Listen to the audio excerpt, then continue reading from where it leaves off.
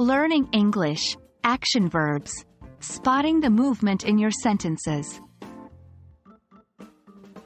Hello language learners. Welcome back to our exciting journey into English grammar. Today, we're going to focus on an incredibly important aspect of our language. Action verbs. We will specifically learn how to identify action verbs in sentences, a skill that can really help you understand and construct meaningful sentences in English. So, first things first. Let's define what an action verb is. Action verbs, as the name suggests, describe an action. They show what the subject of a sentence is doing. This could be physical action like jump, run, eat, or mental action such as think, dream, believe, and so on. Here's an example of an action verb in a sentence. She writes a letter. In this sentence, writes is an action verb because it tells us what the subject, she, is doing.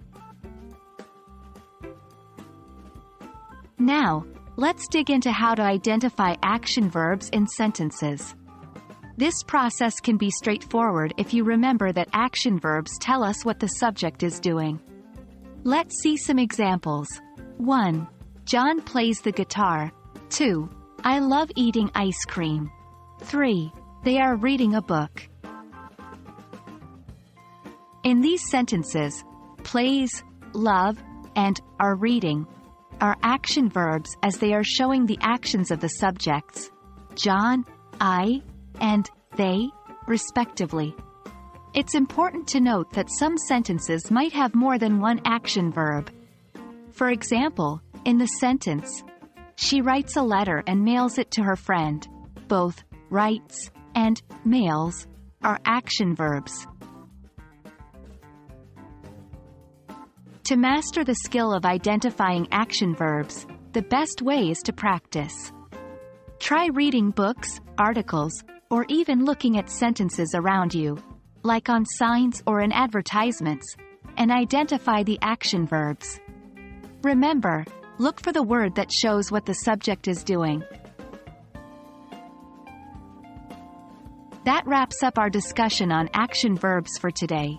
Remember, these verbs are the heartbeat of our sentences, showing the actions that take place. Practice identifying them in your everyday reading and soon it will become second nature to you. Thank you for joining us on this language adventure. Keep practicing, and I'll see you in the next video where we'll continue exploring the fascinating world of English grammar.